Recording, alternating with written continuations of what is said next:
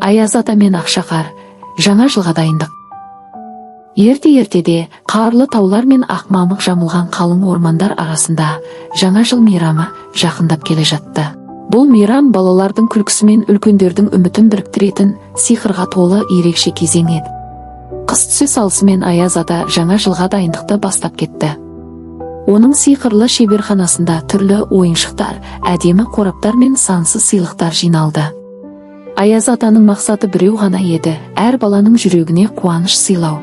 Бірақ бір күні Ақшақар Аяз атаға алаңдаулы хабар әкелді.